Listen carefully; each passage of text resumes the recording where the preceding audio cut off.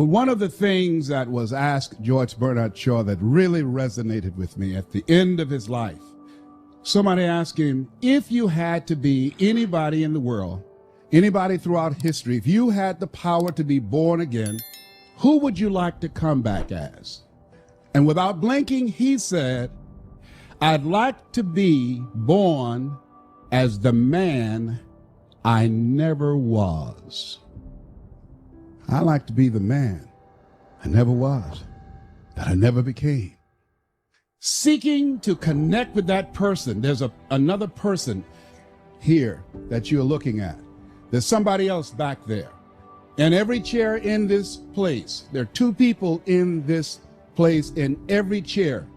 You're in the chair with somebody else. There's another person back there. You know they're back there. And that person is the person that you want to become connected with. And sometimes you do. Well, every time I speak, I see this as such a sacred opportunity. And I'm so happy. Sometimes I think I'm dreaming, because when I look back on my life, and this Les Brown that you see was in bondage for so many years, didn't come out till late in my life. I had him under arrest. I was in bondage with fear. I wanted to do what I'm doing. And I thought about things I wanted to accomplish, and I held myself back because I was afraid to fail. I was afraid to make mistakes. I was afraid that I would embarrass myself. I was intimidated by people who had college degrees because I didn't have a college degree. I still don't have a college degree. And so I would think about the things I wanted to do, and then I would start thinking about the fact, Les, you can't do that. That's what I told this guy in me. Come on, let's be practical, be logical. Oh yes, I know people told you have a gift of gab and you have a nice personality and you're funny and you make people feel good and you make them laugh, but you become a speaker, speak for corporations, train and teach people and motivate people to do something you've never done. You're not rich, you're not successful, you don't have any books, you don't have the resources, you don't know the people, you don't have the contacts. You can't do that, Les Brown. See, my heart said I can do that. You've got to say yes to your life. You've got to say yes. Yes to my dreams. Yes to me. Yes, I can make it. Yes, I can. Doesn't matter how many failures I've made. Doesn't matter how many mistakes I've endured. Doesn't matter about my defeats. Doesn't matter about what I've done. Yes, yes. I don't care about the fact I'm in a hole now. Doesn't matter about where I am. Yes, the last chapter to my life has not been written yet. If you judge me now, you'll judge me prematurely. I haven't exposed all my stuff yet. I'm still in the process of transforming my life. I'm still in the process of becoming. Yes. Is it easy? No. It's not easy. Can I do it? Yes. What's one of the ways to get started? Some of us need somebody to hold our hands. Sometimes we need somebody to help us out. Be willing to say, I don't know. Be willing to reach out. Be willing to get some assistance to take you to the next level. What great athlete. You never expect boxers to make profound statements. I think it was Joe Frazier who said this one. He says, all of us are like the blind man at some point in our lives standing on the corner, waiting for somebody to lead us across. So all of us at some point in our lives need some help, need someone to reach out to us, to throw out the lifeline, to help us go across some treacherous waters that we couldn't navigate by ourselves. None of us do it by ourselves. All of us at some point in our lives. We need that kind of help. We need that kind of assistance because we grow from the people we have in our lives that can enrich our lives personally, professionally, spiritually, and all the dimensions of our lives. We don't grow in a vacuum. So as you look at yourself, what are the fears you have that maybe you need some help in strengthening yourself in that area? As you assess your strengths and your weaknesses, as you begin to approve yourself and your passions and your dreams and your goals, and the things that you want.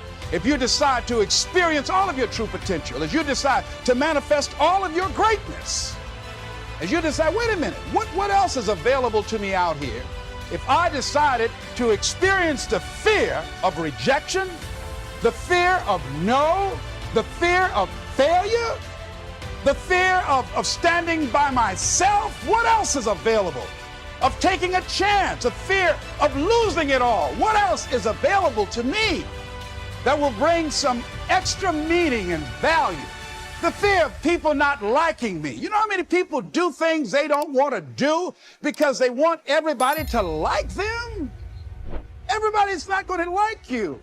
No, it's just not that kind of world. But you know, there are a lot of people who won't take positions on issues, who won't take a stand for things they believe in, who won't speak up for themselves because they don't want to make anybody mad. You can't please everybody. But there are people who have the fear of rocking the boat. So they just go alone in life. Just go alone. Well, how do you feel? Well, I don't really want to say. How many of you know people like that? Raise your hand. These people aren't living life. They're not truly experiencing life. What do you really want to do? Well, I don't like this, but I guess I'll go ahead on and do it. No! The life is too short for that. Too short and unpredictable, moseying through. Not trying to disturb anything, not trying to shake anything up, not trying to make any waves. You see, there are some people who come through the universe and their level of contribution and the level of energy they manifest is so small, so inconspicuous, that when they go, you won't even know they left. I mean, there are people who die on jobs and you say, hey, where's John? Oh, John been dead 6 months. You're kidding? No. Is that right? Yeah. I didn't know. Why did somebody say, well, I guess we didn't miss him. But there's some people, because of their personality, because of their contribution, because of the investment of their time and their energy and the impact they have there, that when they go, everybody will miss them. See, when Mother Teresa checks out, everybody will know. When Rosa Parks, everybody will know. Nelson Mandela, everybody will know.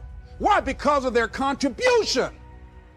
See, but there's some people, because their contribution is so small, no one will care. So I'm saying, before you are boxed and buried, decide that you're going to box and bury your fears. Decide that you're going to begin to live life on a new level, seeking out new horizons, that you're going to find more love and more joy and more ways to give more to life. God said something, I love this. He says, everything a man does for himself, guess what? He takes with him. But everything he does for others, he leaves behind. So when you begin to say, what is it that I want to leave? What contribution that I want to begin to make? What difference do I want to make in life? What is it that I want to do with the rest of the life that I have left? What chances I need to take? What risks do I need to begin to embrace? What fears do I need to step on? What areas of my life am I dead right now? What dream? You can either live your dreams or live your fears. You have got to get to a point where you say, I'm sick and tired of living like this. There's got to be more. That's when people go out and strike out on their dreams. That's when people get out of relationships where they're dying together rather than growing together. I tell you, one of the exciting things about life is you got to keep the child in you. Little children dream. But then after we become adults, life slaps you side the head a few times, and then you don't dream anymore. Bigger Thomas, in the book The Invisible Man, I think it was, he said, the impulse to dream has been slowly beaten out of me through the experience of life. For most people, ladies and gentlemen, have stopped living their dreams because of the lessons they've learned from life or things they've picked up, because we've only been born with two fears. Fear of a loud sound and the fear of falling. All the other fears are fears we learn, fears we pick up. Whatever you're scared of, little life, value you brought to the planet, or more, whatever you think, you're stronger. So as we begin to look toward the future and look at what will it take for us to break through those fears, one, acknowledging the fear, knowing it's all right, some fear is healthy. Beginning to know that your dreams, your passions, your drive to achieve whatever it is you want, as it has more power and meaning, it will move you past your fear. As you begin to feel that you deserve it, your passion and goal is so strong, the fears won't matter. you begin to trust yourself and put yourself in the situation where you have to make it happen, you will make it happen. Ladies and gentlemen, I don't believe this. I know this from my own life experience. I know that you have unlimited potential in you. I know that you have something to give to the universe that was not here before you showed up. Somebody said that life is God's gift to us, and how we live our lives is our gift to God. What kind of gift are you giving? And what kind of gift could you give if fear wasn't an issue? I'm saying you can have fears, but don't surrender. Don't let your fears have you. You're more than capable of making this your decade.